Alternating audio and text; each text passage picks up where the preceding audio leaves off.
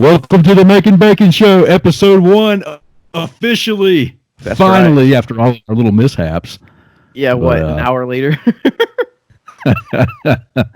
all right, so glad you guys joined us today. We've got our first guest ever, April Spring of April Spring & Co. Hey, April. Hello, hello, hello. Hello. How are you? Oh, peachy, living the dream, I'm guessing great. sarcasm due to the coronavirus. in this Ronavirus world. Yeah. Is this the first, human interaction you've had outside of your immediate family in a while? I mean, I rarely, outside of my one child, yes, because my other one is MIA in another state. But this is the first time I've had makeup on since Rona decided to invade our entire lives. Okay. Yeah. Well, this is the first time Trace had makeup on, too, so. Sounds I great. powdered my cheeks just for this. Yeah, so I feel productive.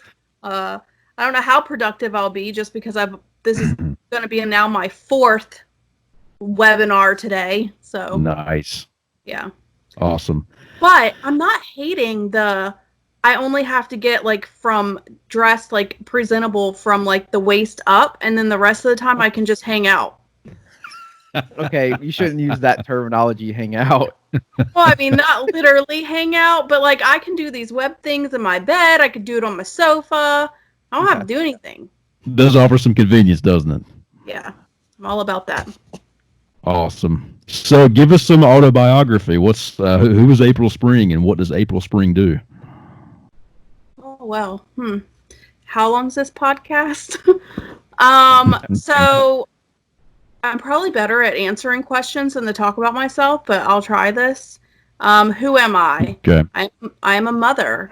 I am a HR person that we don't really like to talk about, because that's just real life, and we really don't like to live in real life. Outside of that, I own a business in cosmetic tattooing. Yeah, that's basically who I am. Awesome. Yeah. Sounds great, right? It's entertaining. So this business of yours, how long have you been doing that? Well, licensed here going on 2 years. Licensed here in Florida. Okay. Yeah. Okay.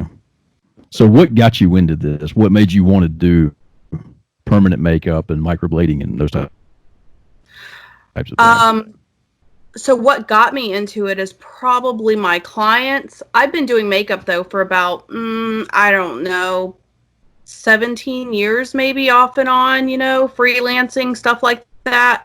Wow. So it's always been there. Of course, it's not my main job, but it's always been there. And my clients were, hey, I wish you could do this, this, and this. I couldn't really focus on that stuff right then because I had 2 kids, a single mom, working full time, trying to do sports, trying to do all that stuff that we in today's society think that we need to do to keep busy. And my focus at that time, all the way up until probably the last 2 years, was my children. Everything I did was their focus. I needed to get them off into the real world. So once I did that, I was like, oh, this empty nesting is about to be real. This is going to be a struggle, because you got to understand, my story goes back. I've had these kids in my life, half my life, literally, I grew up with them. So not having what you know as your staple and your foundation, you have a lot of time on your hands. And a lot of people would spend it with their parents when they're empty nesting, or their spouse. Well, we all know I'm single, and my parents aren't here. They're both deceased. I don't have siblings because she's deceased as well. So I'm like, oh, if my kids want to be my friends and still like me, by the time they get into the real world, I need to find something to occupy my time. So I just woke up one day and I was just like, I think I had just gotten over my parents passed away, my sister passed away, and I was just kind of reflecting on life, like, what in the heck am I going to do with my time? Because if I don't find something, my kids are going to like divorce me. So I woke up one day and I said, I'm going to school. And I enrolled literally that day. And then a month later, I was on a plane back and forth from Florida getting trained in the academy. But that's Yeah. the only thing. That's the only thing that made you do that is like having people like ask you about microblading in this. Like, is that how you found out about it? Yeah, because I've always done makeup. So whether it would be with MAC or Lancome or whatever the case may be, I was always doing women's makeup. And so when you're an older, more matured lady, they like to wear eyeliner. They can't do the eyeliner because their hands, their eyesight. So a lot of them love to have it permanently done so that they don't have to worry about that. So them telling me, I wish you did that. I was just like, okay, I'm about to take over this. And so I did it. Yep. Wow. So what kind of problems did you run into along the way that you didn't think you were going to have to overcome? I don't really think there was problems. I think there was trial and error. I think there was learning stuff that I was ignorant to, and ignorant meaning it's new territory. I didn't know what I was doing, so it was just like learning stuff. I don't really think it was anything was a problem. If I had to pinpoint one thing, it was probably jumping into a location solo. If I had to pinpoint a problem, it was I'm done with school. I'm licensed, I'm insured, I'm ready to go. I have people that want to come and see me, but where am I going to do this at? Because in the state of North Carolina, you can venture off into your own salon, but there's a lot of DHEC regulations that you have to follow. So you really have to find a place. Well, I, being a new artist in the Metro Queen City, I didn't want to take on that overhead by myself. That's a big overhead. So mine was finding someone that I can link up with and, share a salon space that would be feasible for both. And so that, if I had to pinpoint one, that probably was the one. And of course, I only stayed there a year in that one location, and then I ventured off into my own location. But yeah, I think that would be the only mayhem if I had to pick out one thing that was a problem. Everything else was just lots of research, lots of asking questions. The academy that trained me is an international academy. And so I became, when I went there, had a really good rapport with the owners of that academy. So then they took me under their wing and mentored me, like, hey, I can call them up any time of the day and say, hey, this is what's going on. What do you think? And they'll tell me their opinion, what they've gone through. So I had that in my back corner. So I think that's always a plus when you can get someone that can mentor you that's been there. We have a lot of different rules and regulations that we have based on states. But for the most part, they can kind of navigate you through the process. What else? So through all this, did you have to make any off the hip decisions just that you didn't have time to research and you get in the heat of battle? Or I feel like if I were in that position, I'd be really scared that I had a big decision coming up and I've just got to jump into it and not really have that safety net. So I really didn't have a safety net. I woke, like I said, I literally woke up one day, and I'm not kidding you, it was a Saturday, and if any of my friends know me, close people, I am a homebody by nature. I prefer to be home. So I woke up on a Saturday, and it was a Saturday in like August, and I was just like, I'm not doing this anymore. Like, I'm going to school. I researched schools probably for about a month, and then I enrolled, and then that was it. That's it. Do you want to shout that school out? Yeah, it's Shazora Academy in Orlando, Florida. Yeah. Okay. All right. And so how long was that course for? So another thing. Normal people would probably do one thing at a time. That's not how my brain works. I'm very ADHD. My mind never shuts off. And I have very short patience. So I want to like do what I want to do, and I want to do it when I want to do it and be done with it. I have a very like strict timeline.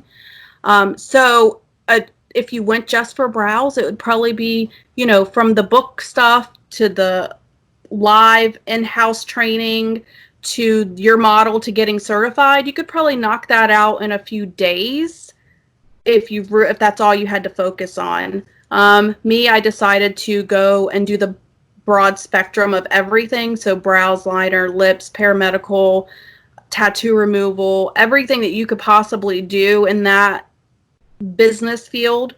Okay. I did it. So it took me maybe to get everything done 6 months. Wow, now is that pretty quick in comparison? Yeah, because normally you would do one at a time. Okay. And mine would have been done a lot sooner. Mind you, I was going to a school in Orlando, Florida. I live in South Carolina. So I would be home working in North Carolina, take some time off, fly back out, come back home, take some time off, fly back out. So if I was stationed there, it would be, I could knock it out in no time. Okay. That's crazy to do all that. Mm-hmm. Yeah, and what's so funny is nobody knew I was doing it. I kind of was just like, I'm going to do this. I signed up. I paid that chunk of money. And when you talk about risk, like, was there a risk?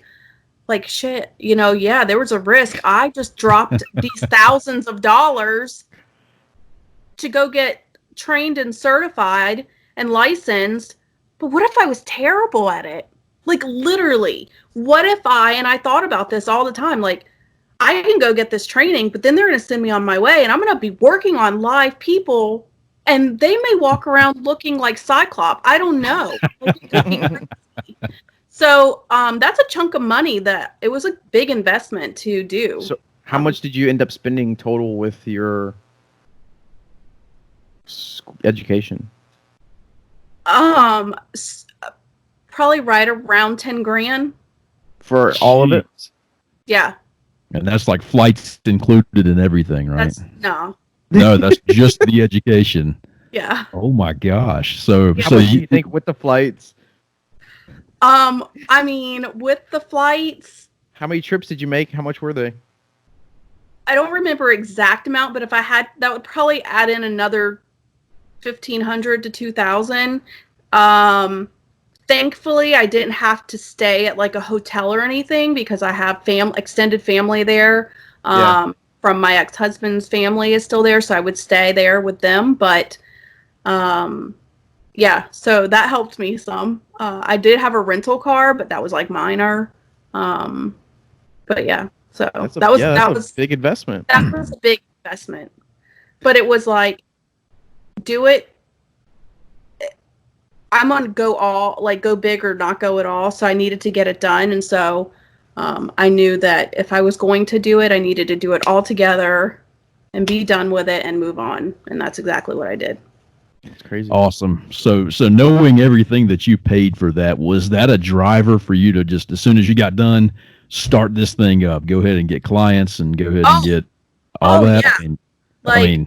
I had clients. I was marketing and clientele, like building my clientele before I was even licensed. Okay, let's think of that. That's the way to do it right there. Awesome. I'm not even licensed yet. Okay, I'm just in the course to get licensed. I'm not insured. I don't know if I'm going to be good. I have seen pictures where people are fantastic at it, and then I've seen pictures that like, it's a good thing you didn't touch my face because I would be in jail. Okay, that's like the spectrum of what you could see out there. So I was like, well, if I'm going to do this, I'm dropping 10 grand, not including flights and food. I need to get busy. So from the time that I started in August, September, October, I was already getting clientele on my books. So that when I was done and I flew home and I opened up November 16th, I already had at least a month's worth of clientele built up. That's solid. That is So great. I didn't use that where they're like, and they train you like this in school. When you hear other artists, they're like, when you come back, just do like 10 or 15 people free of charge to build your book, your book of business and your portfolio. And I'm like, I'm not doing that. Like, no, because I'm not, like, in my mind, I had already told myself, like, yes, do I worry that I could possibly suck? Absolutely. But then that's quickly replaced with, heck no. Do you know what I've done? Like, I've raised 2 kids and they're still breathing and eating and functioning. Okay? They are productive. They are productive citizens. So I'm going to be good. So I was very confident in what my abilities were even before I was told. You know what I mean? Like, I already believed that I was going to be good. I already knew that I was going to get licensed. There was not going to be an issue. So I started taking those appointments and taking those deposits and never looked back. Like, I just kept moving on and went from there. Awesome. Yeah. So we don't have time for that self-doubt. Okay. How long did it take you to make back your investment? So I'm very fortunate in that aspect. I think that that's 2 reasons is because I didn't come home and sit on it. Some people come home and they sit on it because their confidence level isn't quite there. Because let's be real, when you're in class, you're only working on one live human per whatever you're getting trained on. Okay. So that one human per whatever you're getting trained on. So you get trained and then you're on a human and they're like, oh yeah, that's good. That's certifiable. And then off you go. 1. Yeah, 1. That's not Just repeatable. Wow. 1. So a lot of people come home and they freeze. I know this because how I found my academy is what I did is I ventured out into these academies and I got on Facebook and got on Google and researched students that went to that academy, and I contacted the students from each of the academies that I were interested in. And so what I did is I reached out to them, and usually it was by Facebook or Instagram, and I'm like, hey, I know that you're a graduate from this class. I'm interested. Can you tell me the pros and cons? Well, then what would happen is you start building a rapport with those people. And so I built a really good rapport with one of the ladies that went to the academy that I chose. And I chose the academy based off of her recommendation because she was a live person.